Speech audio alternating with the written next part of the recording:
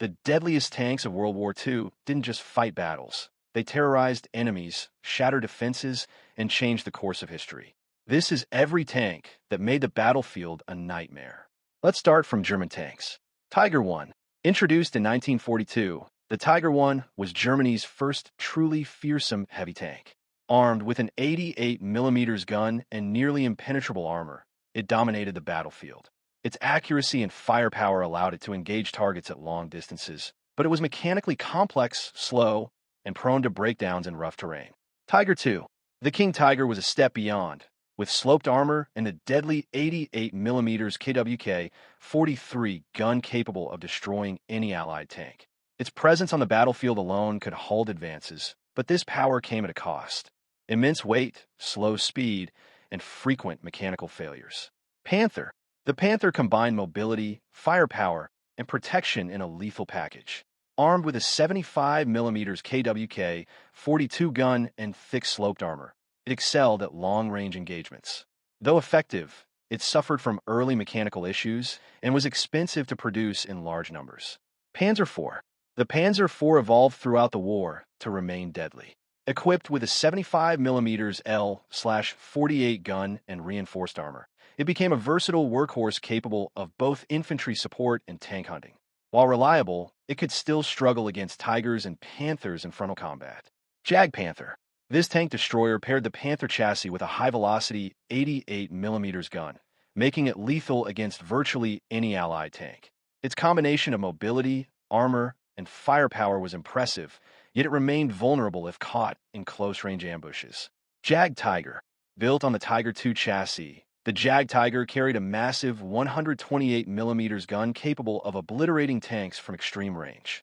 Its heavy armor made it almost invincible from the front, but it was extremely slow and suffered mechanical issues in the field. StuG III. StuG III. Originally designed for infantry support, the StuG III became one of Germany's most produced and effective tank destroyers. Low profile and equipped with a 75mm gun, it was deadly in ambushes, though under-armored for head-on tank engagements. Elefant. Ferdinand. The Elefant was a super-heavy tank destroyer, armed with an 88mm PaK-43 gun and thick frontal armor. Devastating at range, it could take out multiple enemy tanks in one engagement, yet it was slow, mechanically unreliable, and vulnerable from the flanks. Now let's move to Soviet Union tanks. T-34. The T-34 was the tank that redefined armored warfare. Its sloped armor and 76mm gun made it nearly invincible to early German weapons. Fast, mobile, and easy to produce, it dominated early battles, though early models lacked heavy firepower against Tigers. T-34-85. An upgraded T-34 with an 85mm gun, thicker armor, and improved turret design, it could take on German Panthers and Tigers with more confidence. Still, its mechanical reliability was lower than the original, but it remained a cornerstone of Soviet armored forces. This heavy tank shocked German forces with near-impenetrable armor for 1941. Armed with a 76mm gun, it could crush lighter panzer units, but its slow speed and frequent mechanical failures limited its mobility. The KV-2 carried a massive 152mm howitzer designed to destroy bunkers and fortifications. Its firepower was terrifying, but the huge turret made it unstable and an easy target for coordinated attacks. IS-2. The IS-2 became a fearsome heavy tank, armed with a 122mm gun capable of knocking out Tigers at long range. While its reload time was slow, its firepower and armor made it a true battlefield terror. This self-propelled gun could take out fortified positions and heavy tanks alike. Its massive 152mm gun was devastating, though its size and slow reload made it vulnerable in mobile engagements. A close relative of the ISU-152, the Su-152 excelled at destroying German armor and bunkers. Its firepower was unmatched, but it was slow, lightly armored on the sides, and required careful positioning to survive. Now, let's move to United States tanks. M4 Sherman, 76mm. The Sherman was America's workhorse, combining reliability, mobility, and ease of production. Its 76mm gun could engage German tanks at mid-range, but it struggled against Tigers and Panthers in frontal battles. M4A3E2 Sherman Jumbo, an upgraded Sherman variant. The Jumbo added thicker armor and a 75mm gun, making it more resilient. While survivable, it sacrificed some speed and was still outgunned by heavy German tanks. M26 Pershing, America's first real heavy tank. The Pershing mounted a 90mm gun capable of taking on late-war German armor. Its firepower was formidable, but production numbers were limited, and it arrived late in the war. M18 Hellcat, tank destroyer. Fast, agile, and armed with a 76mm gun, the Hellcat excelled at hit-and-run tactics.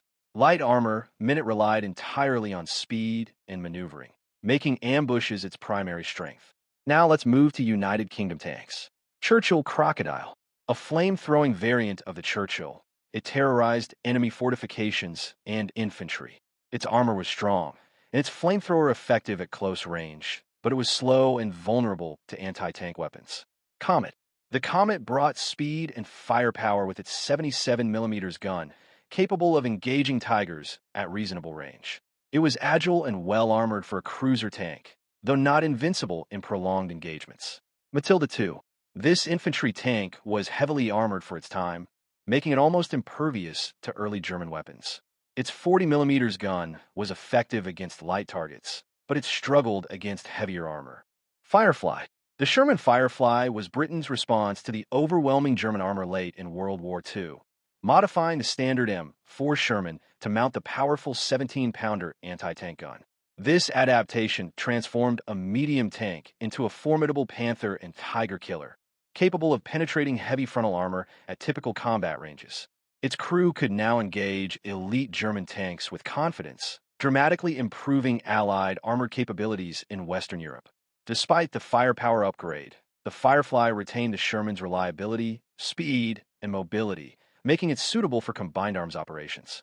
However, its long gun and narrow turret made it a larger target, and its slower reload compared to standard Shermans required tactical finesse. The Firefly proved decisive in Normandy and beyond, earning respect from both Allied crews and German forces, and stands as a prime example of battlefield adaptation, turning an existing platform into a specialized anti-tank powerhouse. Char B1 bis. The Char B1 bis was France's heavy breakthrough tank, designed in the 1930s to smash fortified positions. Armed with a 75mm hull-mounted howitzer and a 47mm turret gun, it combined firepower with thick armor, making it almost impervious to early German anti-tank weapons. Its tracked design and wide chassis allowed it to traverse rough terrain and fortifications, giving French forces a formidable tool for counterattacks. However, it was slow, mechanically complex, and required a large crew to operate effectively, which hampered coordination on fast-moving battlefields.